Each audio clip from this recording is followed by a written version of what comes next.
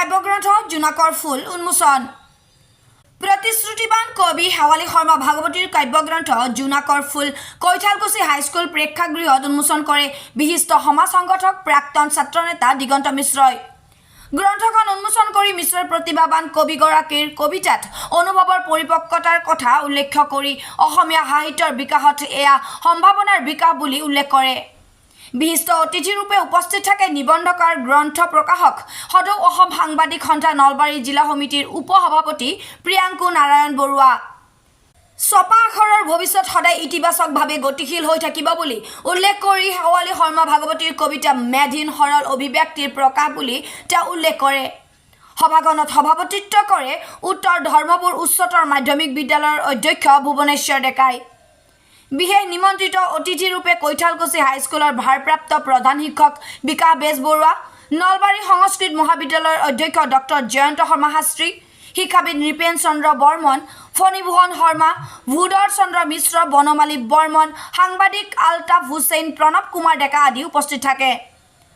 কবি শেৱালী ভাগৱতীৰ স্বামী সমন্বিতে পৰিয়ালবৰ্গ আৰু শুভাকাংক্ষীসকল গাম্ভীৰ্যপূৰ্ণ অনুষ্ঠানটিত উপস্থিত থাকে।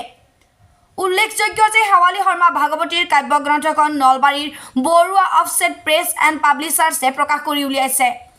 গুৰুত্বপূৰ্ণ কথা গ্ৰন্থ বা সাহিত্য সৃষ্টি হৈ থাকিব লাগে আৰু আমি যিমানবিলাক কথা দেখোঁ এইবিলাকে একোটা সাহিত্যলৈ ৰূপ দিব পাৰি।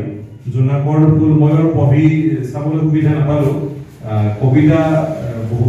কবিতা পুথি এখন, আৰু মই আৰু এটা কবিতা মাতি দিম। তাৰ আগতে অকণমান কথা কৈ ল'ব বিচাৰিছোঁ যে মোৰ ধৰক আজিৰ দিনত সাহিত্য চৰ্চাটো মই দেখিছোঁ আমাৰ বহুত বন্ধু আছে এনেকুৱা যোনে ফেচবুকত খুব ভাল সাহিত্য চৰ্চা কৰে। কিতাপ উলিওৱা নাই, মই যোৱাকালি তেনেকুৱা এজন বন্ধুক লগ পাই কৈছোঁ যে তোমাৰ লিখনিখিনি একঠোক কৰি পেলাই যিবিলাক তুমি কিছুমান ভ্ৰমণ কাহিনী আছে, খুব ধুনীয়া ধুনীয়া কাহিনী লিখে, এইবিলাক কাহিনী মই কিতাপ আকাৰে প্ৰকাশ কৰাৰ কাৰণে কৈছোঁ। কাৰণ আমাৰ অসমীয়া সাহিত্য এতিয়া আমাৰ অসমীয়া ভাষাটো ভাৰত চৰকাৰে ধ্ৰুপদী ভাষাৰ মৰ্যাদা প্ৰদান কৰিছে, যিটোৱে আমাৰ ভাষাটোক অন্য ধৰণৰ এটা মাত্ৰা প্ৰদান কৰিছে। আমাৰ ভাষাটোৰ এটা সাংঘাতিক স্বীকৃতি যে ভাৰতবৰ্ষৰ যিবিলাক পুৰণা ভাষা সেই ভাষাবিলাকৰ ভিতৰত অসমীয়া ভাষাটো অন্যতম। 1000-2000 বছৰীয়া এটা পুৰণা ভাষা, আৰু তাতকৈ ইম্পৰ্টেণ্ট যিটো কথা, এই ভাষাটো যেতিয়া ধ্ৰুপদী ভাষাৰ ৰূপে স্বীকৃতি লাভ কৰে তেতিয়া কামৰূপীয়া যিটো আমি কথা কওঁ, কামৰূপীয়াৰ হেৰিৰ পৰা গৈহে ধ্ৰুপদী ভাষা লাভ কৰাৰ কথাটো অলৰেডি উল্লেখ কৰা হৈছে। বিভিন্ন পৌৰাণিক শিলালিপি পাইছে 400 শতিকাৰ পৰা অসমীয়া ভাষাটো থকা বুলি উল্লেখ আছে। অৱশ্যে পিছত যেতিয়া শিৱসাগৰৰ ফালে ইংৰাজসকলে আহি অৰুণোদয় যেতিয়া উলিয়ালে তেতিয়া সেই ভাষাটো লিখিত ভাষা মান্য ভাষাৰূপে প্ৰচলিত হ'ল। হয়তো তাত যদি ইংৰাজসকলে নাহি যদি নলবাৰী বা কৰবাত যদি হৈ লয়, হয়তো তেওঁলোকৰ লিখিত ভাষাটো ঠিক আমাৰ যিটো ভাষ এই ভাষটোতে থাকি গ'লহেঁতেন। এতিয়া আমাৰ অসমীয়া সাহিত্যত বহু লোক আছে যোনে অনবদ্য অৱদান আগবঢ়াই গৈছে। মই যদি নাৰীসকলৰ কথা কওঁ, আমি মামণি ৰয়ছম গোস্বামীৰ পৰা আৰম্ভ কৰি অনুৰাধা শৰ্মা পূজাৰীলৈকে যথেষ্ট অৱদান আছে নাৰী সাহিত্যিক বা কবি। আৰু আমাৰ নলবাৰীত সাহিত্য চৰ্চাৰ যথেষ্ট হৈছে। ডাক্তৰ নয়নজ্যোতি শৰ্মাৰ কথা ক'ব পাৰোঁ, বাপৰিৰ কথা ক'ব পাৰোঁ।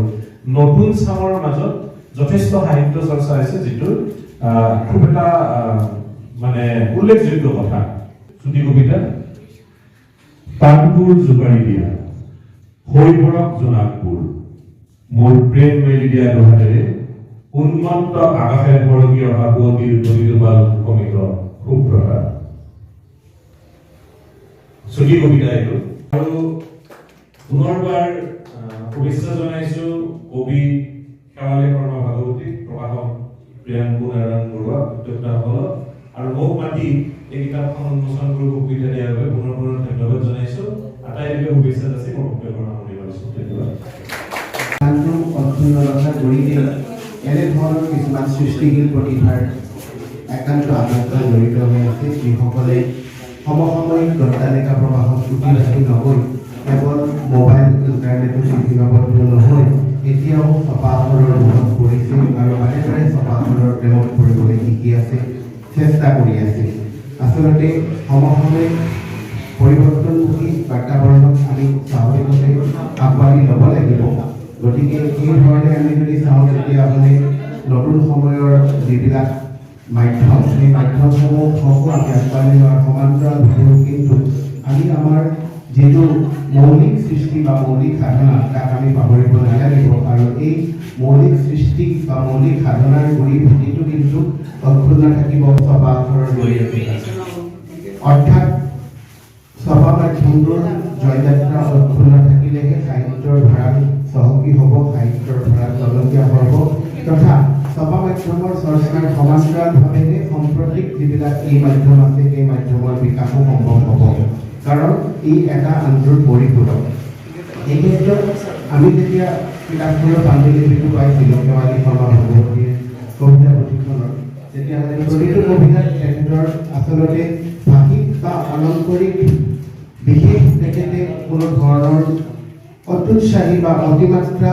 অলংকৰণৰ প্ৰভাৱ তেখেতে নলোৱা নাই তেনে সহজ সৰলভাৱে তেখেতে লেখনিবিলাক লিখিছে কবিতাবিলাক লিখিছে আৰু প্ৰতিটো কবিতাত তেখেতৰ হৃদয়ৰ অভ্যন্তৰৰ অনুভূতিসমূহ অভ্যক্ত অনুভূতিসমূহ প্ৰকাশ পাইছে সাধনা ভাৰতবৰ্ষত কিমান আগতে এনেকুৱা গভীৰ সাধনা হৈছিল এটা সময়ত ৰজা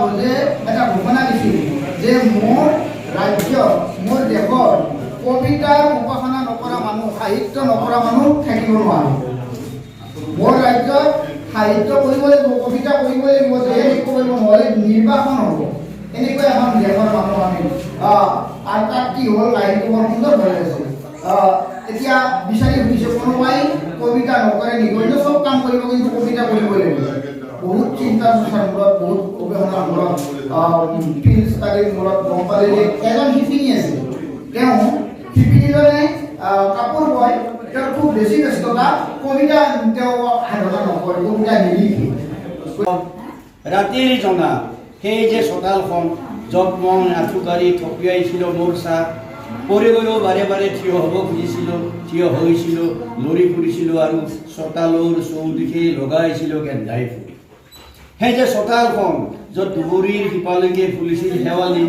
মই যে তাকেই হেৰুৱালোঁ বৰ সমৰ্থ হ'ব নাছিল পূজাৰ ফুলৰ দৰে এতিয়া চোতাল নোহোৱাকৈ মই দেও গ'ল চোতালখন হেৰুৱাই যে মই হেৰুৱালোঁ বৰ সুন্দৰ ব্যঞ্জনা চোতাল এটা জীৱন্ত সমাজৰ আজি সমাজ বাস্তৱৰ আছিল যে আজি চোতাল নাই মহানগৰততো নাই না গতিকে এই চোতালৰ তাৰপিছত এটা বৰ ভাল গছ কবিতা গছৰ নামত কবিতা লেখা ইংলেণ্ডৰ এগৰাকী জয়ছ কিলমাৰ 30 and other poems they from the I think I shall never see lovely poem as a tree whose hungry mouth is pressed against the earth's sweet flowing breast.